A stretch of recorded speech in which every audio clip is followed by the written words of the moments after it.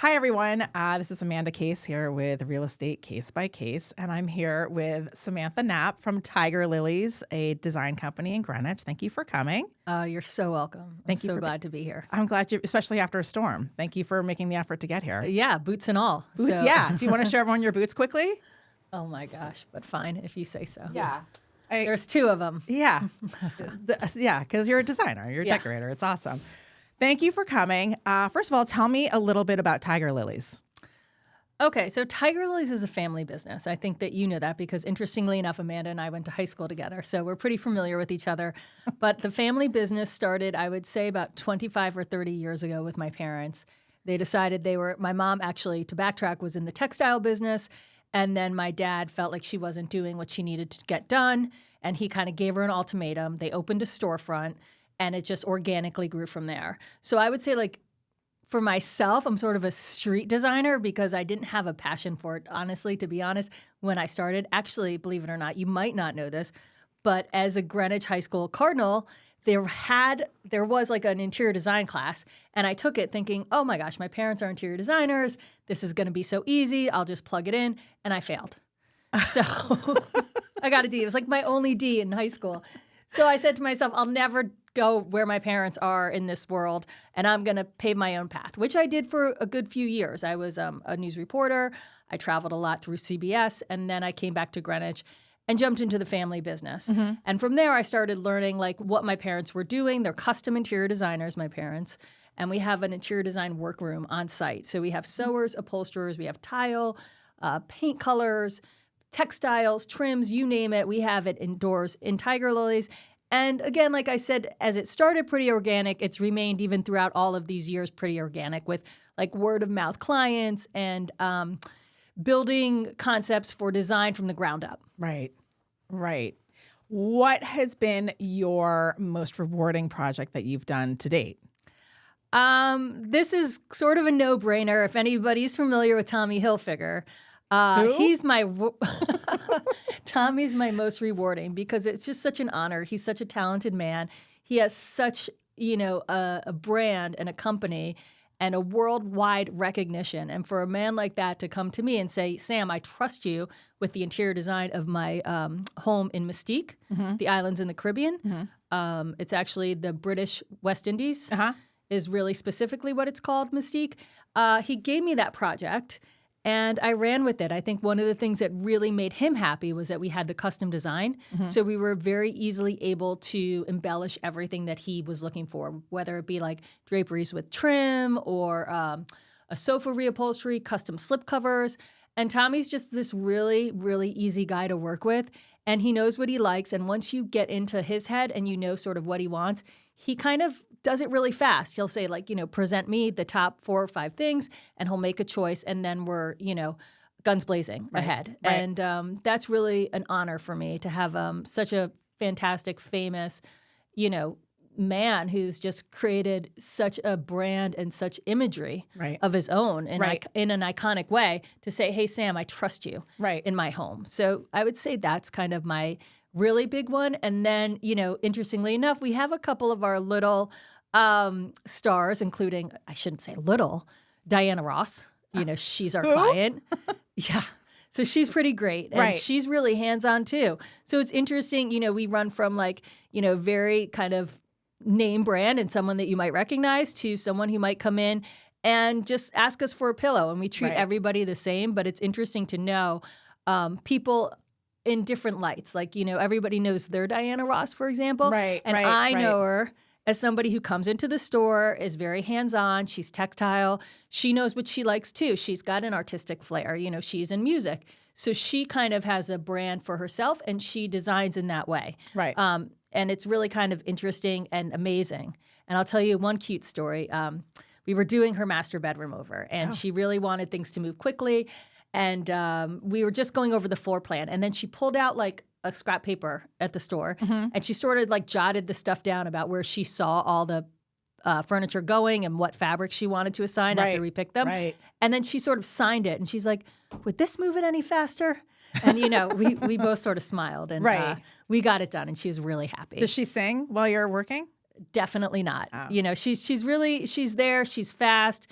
She knows what she likes. And, I'm sure. And another one I would actually say, I mean, and then I'll go down to like other questions, but Martha Stewart, she's also come in and spread some love at Tiger Lilies. We did a lot of outdoor furniture for her, and her property, wow. I mean, I think a lot of people have lived in it vicariously through Instagram. Yeah. She posts a lot about it. Yes. But to be on that property is just something else. I'm sure. It's really picture perfect. I saw a great video of her during the storm that she posted, and she was in her ATV with her big dogs plowing. And I was like, I hope I'm like that. Yeah. When I'm that age, plowing snow with my dogs. She and loves my her ATV. dogs, and she loves her animals. Yeah. She loves, she's so passionate about so many things. And I think, you don't, as I said, know who you're going to get. You think you know the person, and then they come in or they interact with you, and you realize, to be honest, they're clients too. They're not that different. And, their wants are the same. Their desires to make their homes really pretty and, a place where they can create memories and feel warm. Yeah. That's all still there. Yeah. Yeah. So by contrast, what's been the most challenging project you've ever done? That's also an interesting question. I would maybe say logistics, but we're actually pretty good with logistics. So I would say it's people that don't know what they want. Right. Or they have a lot of voices in their head. And I mean that, really in the nicest way. It's not like bipolarism, but it's sort of like maybe, and, I don't want to say it in a way that feels offensive in any way, but I would say, sometimes we get like a clique, even after high school, we were a clique, and then you go on and you meet your people, whether it's in the preschools, the grade schools, and these become your friends too. Right. And so within these cliques, maybe you get one client, right, and then they sort of refer you to another. So that's the plus side, right? Where you get more business and more referrals from leads. Someone who you did a great job for. Right. And that's such a blessing. Right. And then the flip side is the person with maybe within that group that might be indecisive and not know. And maybe one friend comes over and she says, well, I would do this. And then the other friend comes over and says, well, I think it should go this way. Right. And then the third person comes over and says, you should do what I did. And she did what that one did. And maybe they don't all have the same designer. And by the end, this client of yours, this hypothetical client, right? She's so stressed out. She doesn't know where to go. Yes. She wants to make it right for her kids. She wants to make it right for, her lifestyle, so to speak. Right. And it becomes like, I can't make a decision because there's the famous line, too many chiefs, not enough Indians. Yeah, 100%. So that I would say is probably the hardest type of client to work with, someone who just is like hearing too many people. And I always try and get back to let's just dial it back. What do you want? Right. What colors do you like? What things have to function for your family? Right. And hopefully we can get it back to the beginning. But that I would say maybe has its challenges. Your biggest challenge. We find that sometimes in real estate when a client comes in with both sets of parents and their decorator and so on and so forth. And there are so many people giving them input and they want their input. That's why they're bringing them. But sometimes it gets a little challenging and you want to just bring it back to the main person and what they want. What do you want? Do you like this? Do you not like this? Yeah. I think that's a really big point. And, just to trust your gut. Right. And to know what really works for you. Look, if people like you, they're going to want you to be happy or want your house to feel like it's supposed to feel. Right. No matter what you choose. No matter what. Whatever the house is. And, getting back to that, that's always a fun challenge, I would say, when someone comes to me and they say, okay, I want to buy a house. You know what I like. You've been in maybe my smaller house. Now I'm going to look for something else, or even if it's a beach house or a second home. Right. What do you think are my needs? Right. And how can we best get them met? Right. And a lot of times, and I know you know this as a realtor, it's not always what you're looking at, but what it can become. Right. Right. And that was going to be my next question. If someone comes to you and says, I'm just bought my first or my forever home, and my budget only allots for phases of design, where do you suggest they start? That's a really good question. The first thing I say to people always is live in the space. Right. And try and bring what you have. I see this a lot with clients that come out of the city, right? Mm-hmm. They're like, I don't want any of that stuff. I've been lived in a crammed house. I want it all gone. But, what I love to say is you don't know what you don't know until you get there. Right. So there's no rush. There's no formal equation on how to get in and make these punch lists work. Right. But the best thing you can do is get in, get your feet in the door, live there, say, you know what? I actually like this room. I thought it was going to be a full dining room, but now I like to have cocktails in there too. Right. Or, right. This room is too big and I never had an office. And is there a way that we can bring somebody in and, renovate it and do something else?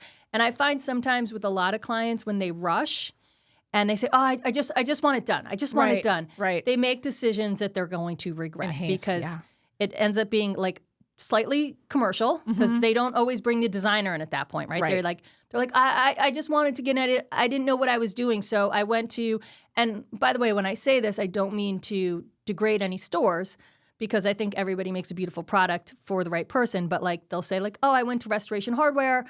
I bought everything from there. And now can you make my house unique? And it's like, you can and you can't. But the first phase would be get in the door, move, take a deep breath, like enjoy the house, see who she or he is. Houses have a personality. Every house tells a story. Every house tells a story. Like, where is the best light? Where do you want to sit? How many people do you want to sit? Like, what's the flow? And is the flow right even? Because sometimes if you're decorating for one room and the room's not right, you've invested all this money only to have somebody professionally come in and say to you, well, probably you should move this wall and get a formal like hallway or expand a stairwell or any of these. And of course, these are all hypothetical. Right. And in your head, you're like, oh my gosh, I just spent all this money. And now I'm more stressed than I was before I got in. Yeah. So I would say first thing would be, maybe paint. Yeah. If it's something that's important to you, a lot of times we come into houses that are all gray. Yep. Or all white. Yep. I prefer all white over all gray, but maybe paint is an easy solution. And then like I like to say, like the skeleton, like you're gonna need a bed, okay? Maybe at this point it's only like a mattress and a box spring, and until you can decide on the perfect headboard, or maybe you have a guest room where you can say I can commit to a headboard that I don't possibly think is going to be the grand scheme, right? And then maybe pass it on to another room, and then get my forever bed, right? But just to go full circle on that thought, the challenge is whether you bring in if you don't love your own taste or you think you need help with your own taste, if you don't have somebody on your team before you move. Just move with ease and don't make too many hard decisions until you get in. And then, the flip side is we have people who buy and they want everything done before they come in. Right. And that's a process too. It's a different type of process and the stages then become slightly different. So there's no right answer to that question. Oh, got it. Okay. Bringing it back to paint. True or false? Paint is your best friend. I would say true. I think that's something that you and I talked about. There's so many different ways paint can be used. What colors are you seeing right now? Well, it depends on walls or on like furniture. All around. Well, one of the things that we're seeing is a big trend right now is custom pops and cabinetry. So, it's not your old white kitchen. I know we just talked about that. Which I'm doing. Amanda's doing a white kitchen. Well, I do have a navy piece to it. So yeah. there Well, is see, there is pop. that. There's my pop. There's a pop component. Yeah. And even in the whites, there is about 1,000 different whites. Right. So I went, interestingly enough, to a stone yard with my client to look at whites. And we were between this like lychee white, which is a Benjamin Moore color, and dimity, which is a Pharaoh and Ball color. Now, none of them are true white, but they're white. Right. So you had to see us. We went 3 different days, 3 different lights to compare which of the whites we thought was, quote, the white. Right. So that's kind of interesting too. So you can do custom in white. It's not the white, that everybody gets, but we'll see. Yeah. So color in terms of saturation. Yeah. Wine red is back. And it was interesting, like, you kind of have to start if you're going to design for the future or are you going to design for right now. Right. For a long time, like green was the it color. Over the last 5 years, everyone thought like, oh, I'll put a pop of green. It'll be green cabinetry. And now, even though green is still popular, I'd say to my clients, like, do we want someone to come in and say this happened in 2020, between 2020 and 2022 or 25, and we know when she did her renovation, or do we want to go with the color that you love? I'm seeing, a lot of truth in what I think it's Pantone comes out with the quote unquote colors of the year. 2026 right now is like a mauve. Oh. It's kind of like a tan pink. Uh-huh. So I think the idea of gray is gone and people are going back to tans. Right. So tan, wheat, and warmth in that area. but not necessarily like a blue or a green, becomes this new like kind of mauvey, something with a little bit of red to it. So like I said, we're seeing wine red, which actually is a Fine Banks of Europe color, and we see it in preference red from Farrow and Ball. That's another really popular, like strong, like red. Right. And it's really funny, and I think that you can probably relate to this. Like, you know, you think about how you grew up, what were the colors? And I'm like, well, there was always the houses that had like the burgundy wine, Right. like the hunter greens, Right. and a little bit of yellow. So that was like a look. Yeah. And it feels like we're bringing it back, right? Like Right. now people are still into the greens, and then when they want to go into maybe a slightly different direction, they're like, well, maybe we can do like this preference red. And so I'm doing it in a lot of like butler's pantries, which I think is an easy spot, or like a powder room or someplace that it's a commitment, but it's not your full life. Right. Right. It's almost kind of like a little feature that you see when you go into this Yeah. room. Oh, I love that. Yeah. I love that. You actually just organically brought me back to my next question, which is what trends, you know, they say that design trends are cyclical. What is coming back? It sounds like these are the colors that are coming back. Do you see anything in the way of furniture? Are people going clunky or slim? Yeah. One of the things that's kind of interesting right now is tambour. And I think a lot of people are familiar with it. It's like sort of that grooved wood. Yeah. And it's had its moment. It's like really hot. Everybody in their kitchens, from like their kitchens to their bathrooms, to a lot of when you're doing custom cabinetry, which I do a lot of. Right. So that's very hot. And I often wonder, and you know, I hate to say it, but I think to myself, is this going to be relevant in 4 years, or is somebody going to come to this house and be so sick and tired of tambour and be like, oh, I knew the designer that did that. Right. Right. Or, right. you know, shiplap, for example. Oh, that was really popular. What would you say that was? Like the 2010s to 2020, like everybody wanted shiplap. In the kitchens and the bathrooms, and it was everywhere. In the dining room. Yes. And now people who like want that millwork feel or something that's like really hefty on their walls as a wall covering, they're more going to like maybe a tambour look. Right. But I love it. So, you know, the other trick and the other lesson is live with what you love, because it'll never get old. Right. So even the houses that I go into now where I'm like, oh, I remember when I did shiplap and now it's not that popular, but I'll go in and think, I still love that house. Right. You know, it's still and pretty. they still love that house. Yeah. So that I probably think would be one of the things that like is kind of a question, like, is it going to stay? Is it going to go? And are we going to see it? You know, I like to think of it as like cyclical and tides. Like, you know, it's a tide pulling it out and bringing it back in. So you have maybe, like you said, some colors that are back and forth. I would say maybe pops in marble colors. Yep. That's really big right now. We used to really only say like Carrera. And I know you probably know this when you're selling a house. It's like white kitchen, Carrera counters, and like call it a day. Yeah. With like a navy island. Yeah. And like maybe one pop. And so now I'm seeing a lot more like going bold with this, like all these beautiful marbles that are coming out. Right. And working against the marble, making the marble the star and saying, okay, this is she or he is so pretty. Like I want her to have like this green that's slightly in the marble that, you know, now can become the vanity color or the cabinetry color. Right. I think that's interesting. And then, you know, that kind of, maybe I would say that kind of shag look, or like to me anyway. Yeah. Like it feels like these like, I don't know, maybe like 70s funky, like that's what I'm attracted to. You mean like in the rugs, in the way of rugs and so forth? Yeah, and like maybe some of the furniture. And then, of course, the 1980s is having its own kind of resurgence with, like, I would say, like, they're not new traditionals, and I don't know if they're millennials. I don't know what the next one is, but it's sort of this, like, new Mexican kind of look with, like, a lot of round and curves. Yeah. So that's coming back. I love that. And, like, things that are, like, bloated a little bit. Like, over, like, the chairs that just have these, like, ginormous round arms, and you're like, wait, you know, I saw that in my mom's house, and that was the first thing I told her to get rid of when she tried to sell. But now it's like, maybe you should bring that back. It's coming back. And I'll say one other thing about things that coming back and never get old is if you do have something that is a family piece, something that you remember, something that gives you nostalgia, I say to you, keep that. Let's work with it, because something that's valuable to you, again, is something that can like transcend time. It's priceless. Yeah. Yeah, exactly. Are there any trends that you hope never come back?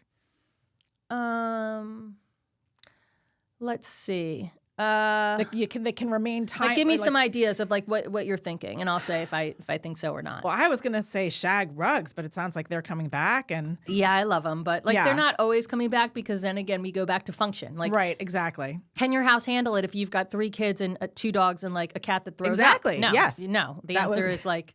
Yes, there's functionality and then there's design, and I find like how do you find the happy intersection there?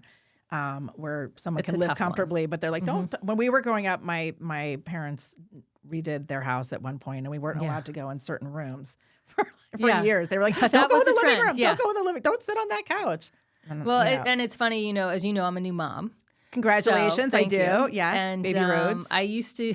He just turned 1. He's adorable. He's really great. So I used to always have these clients that would talk to me about function. Like, well, my kid's in the room and he's this and she's that. And like, they're going to spill. And I used to like in my mind think like, what does it really matter? Like if you love something, just buy it. Who cares? Right. And then I had my first vomit on the rug. And then I had my first like his hands are like sticky and then he just walks all over things and like chews and drops. And I'm like, I finally hear you ladies. Yeah. I get it. Now come back. I have answers to all those problems. Yeah. What do you tell people? Is there some kind of synthetic something or other? I mean, Scotchgard? Scotchgard, but what is really popular right now and all like companies are really doing it is performance.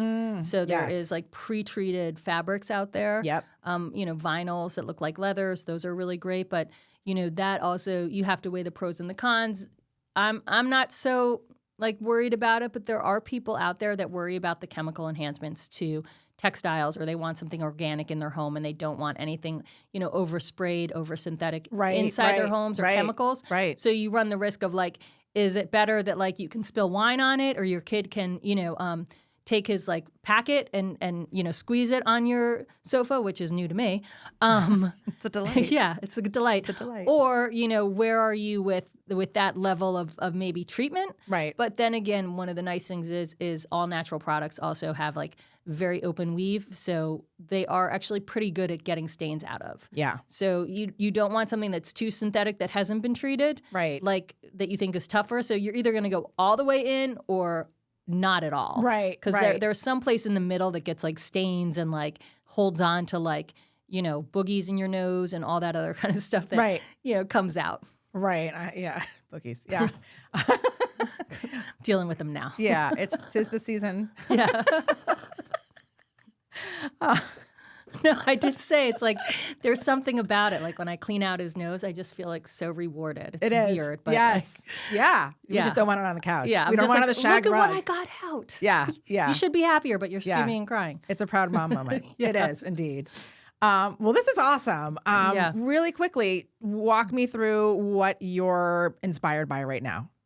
I'm sure being a new mom is inspiring you when you go into people's homes now, but what else, beyond that, what else is inspiring you? Gosh. Colors, which we kind of talked about. What do you want to see happening in the spring? What do you want to see happening this summer? I mean, warm stuff. I've always sort of liked tradition. Right. I think because we grew up in it. We grew up in the suburbs, Amanda and I, and so we have this like taste for, colonial New England. Yeah. Yeah. Charm. And prints. Yeah. I love a good print. I love some color. Yeah. I think I'm known for that more than I am for like neutral rooms, but there is that trend, and I didn't speak about it earlier, but I can bring it up now, that sort of Scandinavian modern is a big deal right now. And we're going from like, as we said, like maybe the whites or the Carreras to something that's a little more warm. Travertine is back. Tumbled marbles are back. So that's kind of inspiring. Right. And I have to say, it's a personal journey inspiration. So you got to really like get with the person that you're either doing the project for and really understand them and what you're doing to bring them out. But one thing that always inspires anything, and I think, anyone could say this, is travel.